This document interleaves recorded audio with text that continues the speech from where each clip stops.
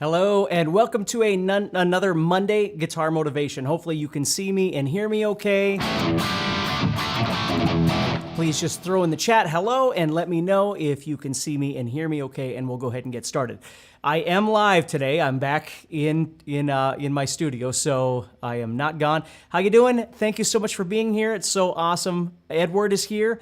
Very cool. Sean is here. Thank you everybody for being here. This is great. Fran is here. How you doing, Fran?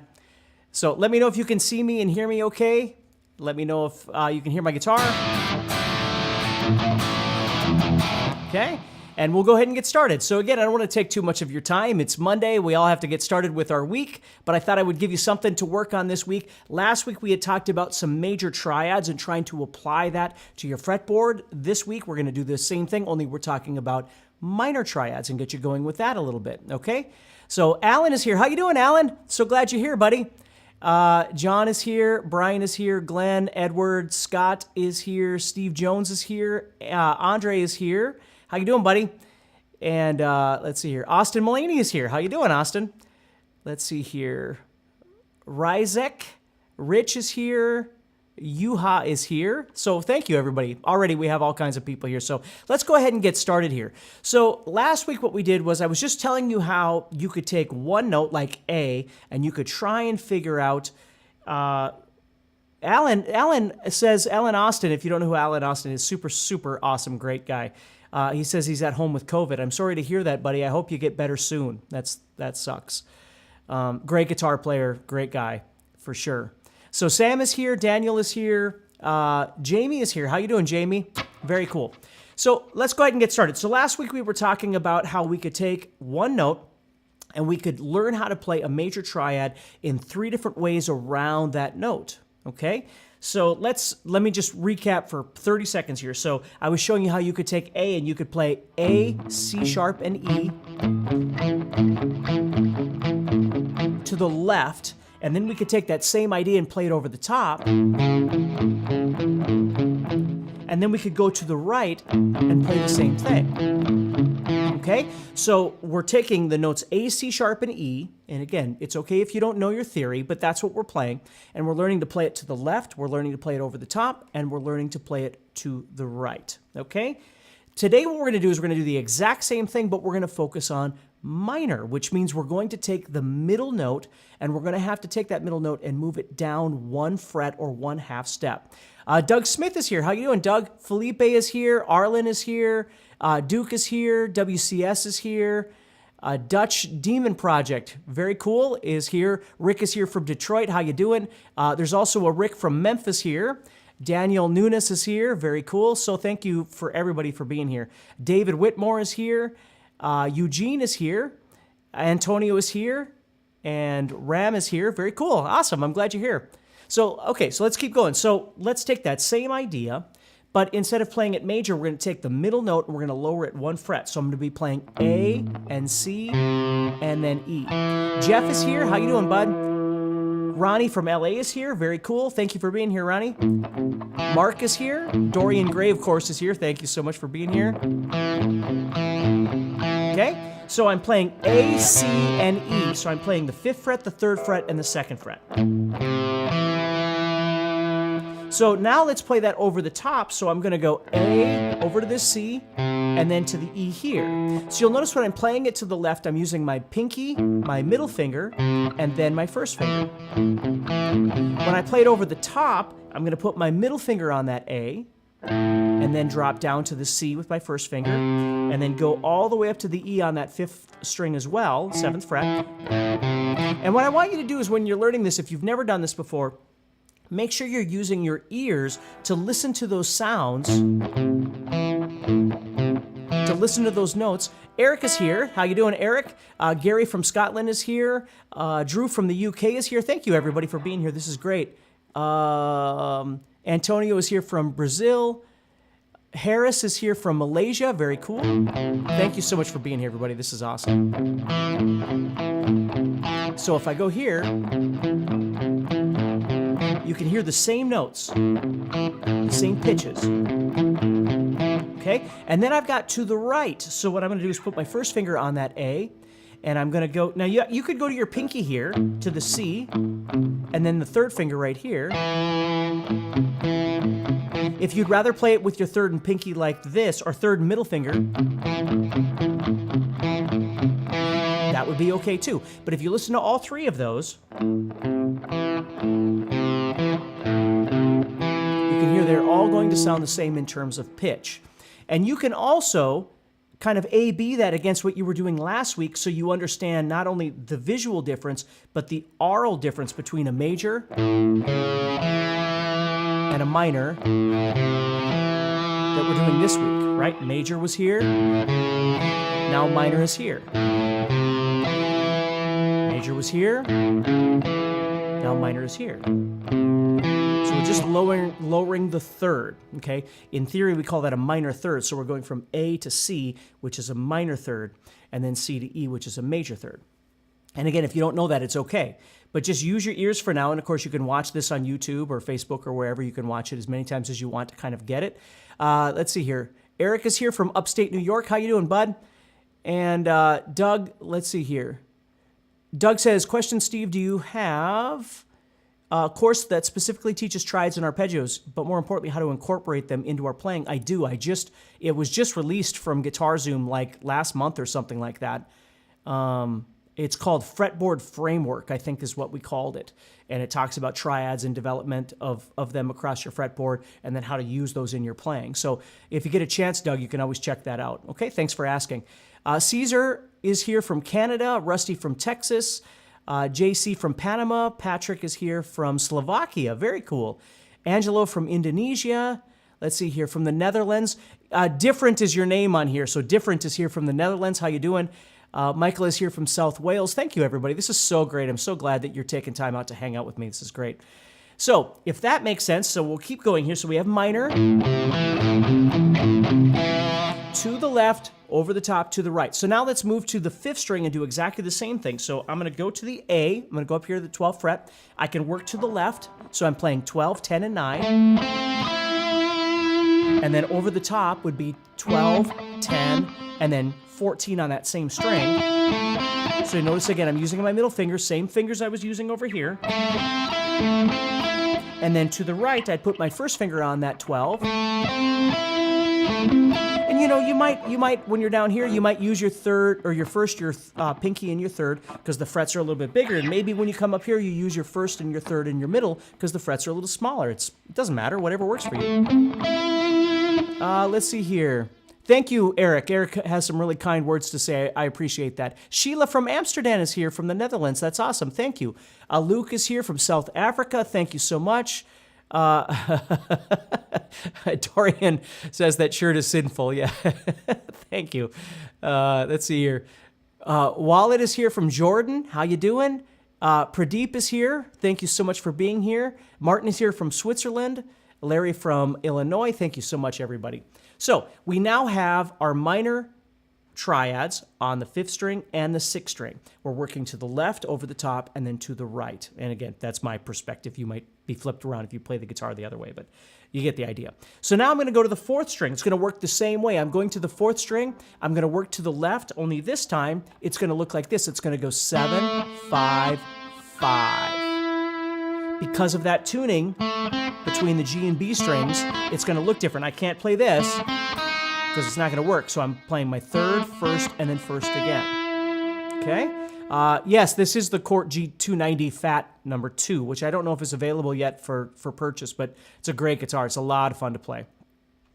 Thank you. Somebody else said they enjoyed that too. Milsa, excuse me, is here from Poland. Thank you so much. Okay? So if that makes sense. Now we're going to work over the top. It's going to work exactly the same way. We'll put our middle finger here. And then we could go to the right. Okay? Let's see here. I'm going to show you just a little bit of context in just a second here, okay? Rysiek says, my birthday was a few days ago. Wishes from Steve would be the best birthday present. Happy birthday to you. I hope you had a wonderful birthday. Yeah. My birthday's next month. It just keeps going. So we've got minor over the top, to the right. Minor here, over the top, to the right. minor, over the top, to the right. Okay, and again, you don't have to rush through these. Just get used to kind of learning how to see them. And again, A, B, between what makes it major, the sound of it, what makes it minor, the sound of it, that sort of thing, you can get used to those. Now we're going to move to the third string, do the same thing. So I'm going to head up here to this A right here. I'm on the third string, so I'm working to the left, and now it's going to look like this. It's going to go 14, 13, 12. And again, it looks a little different because of the tuning. I'm not doing this. I'm not doing that. It's 14, 13, and 12. See that? And then if I wanted to work over the top, it would be 14, 13, and then moving up to the 17 on the same string. And then if I wanted to work to the right, it'd be 14, 17, 17. So remember, when you get to the fourth string and the third string, they look a little bit wonky because they're a little bit different that way. Amir is here from Virginia. How you doing, bud? Mel is here from the UK. Doug, yeah, people all over the world. It's awesome. It's always really wonderful. Vox is here from Indonesia. Thank you so much for being here, buddy. So if that makes sense, this one, 14, 13, 12, 14, 13, 17 on the same string, and then 14, 17 on the same string, and then heading up here. John from Philippines, how you doing, buddy? So those are the ones that you got to get used to a little bit. And again, I'll show you in just a second kind of the connections of these across the guitar that might help you a little bit as well. So now we're going to move to the second string. Now when we move to the second string, I've got an A here at the 10th fret. Now I can't do to the left because I don't have enough strings. I can play 10, 8, and then that's it. I'm out of strings. But I can do over the top right here. So I can do 10, 8, 12. Spike Man is here from the UK. How you doing, buddy? Mark says, Steve, where are you at? I'm actually in just outside of Fargo, North Dakota. That's where I live. Okay, Damon is here from Niagara Falls. We got someone here from San Diego. How you doing, bud? St. Eugene from New Hampshire is here. Stu from Florida is here. Very cool. Okay.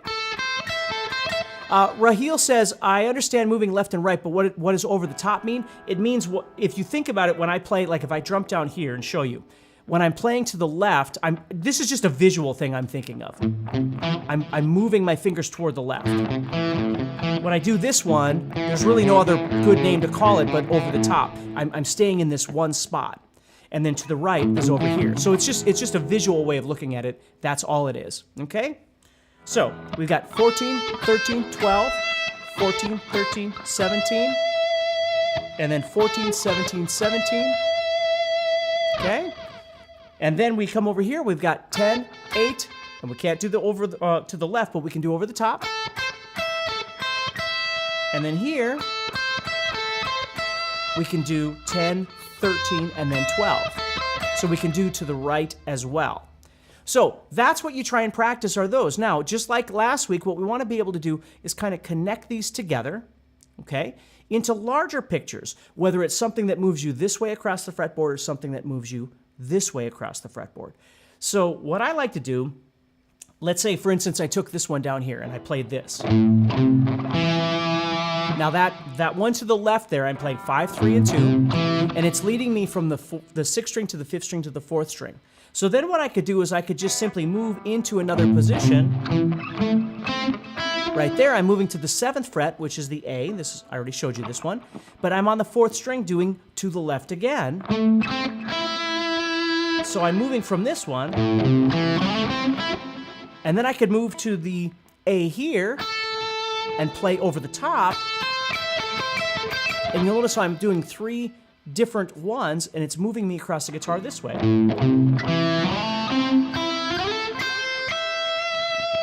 Now, you don't have to do all of those. You might just do 2 of those. It's a nice position shifter if you think about it. That's all I'm really doing here is I'm shifting positions. So as I play,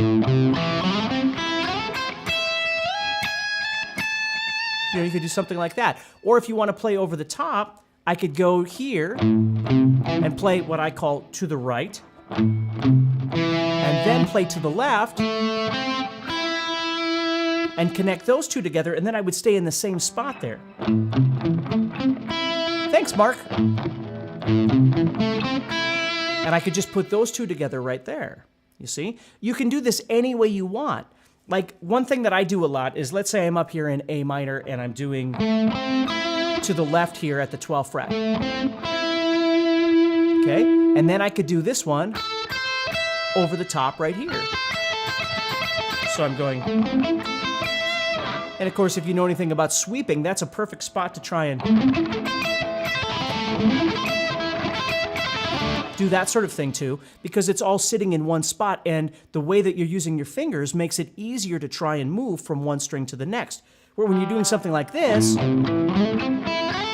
it's a little bit harder because you're having to shift and you're staying, you're moving from 6, 5, and 4 to 4, 3, and 2 to, 3, 2, and 1. You're kind of shifting around. When you stay in one spot, you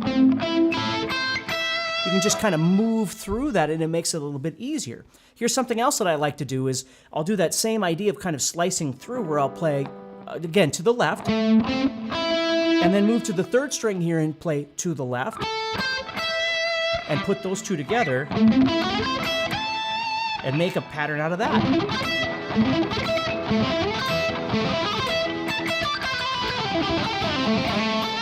You see, whatever it is that you like to do. And somebody was asking about using it in context. What I think about in context is that, again, arpeggios to me, triads, if you will, that we're doing right now, don't necessarily have to be used in a fast way, although that can be very cool. It can be used in a very melodic way. So if I was thinking about it being an A minor, for instance, I could play something.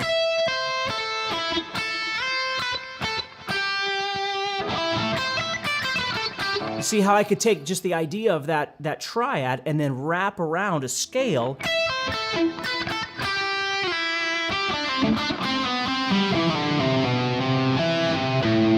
And do something like that. So you could very easily just move from a triad idea into a more scale idea. And now think about that triad as it's just sort of propelling you across the guitar.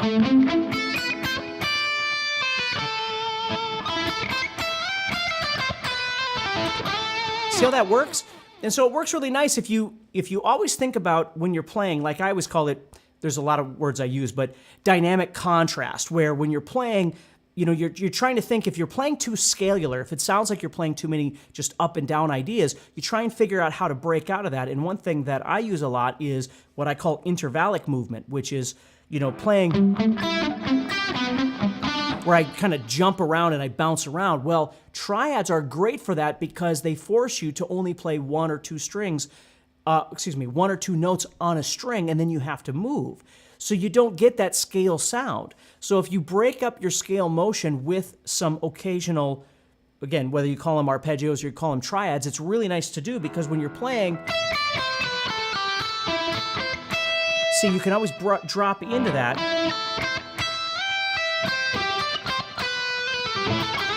And then you can fall back into a scalar idea.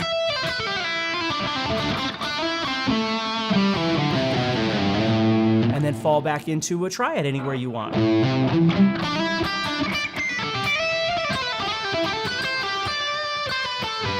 then maybe you fall into...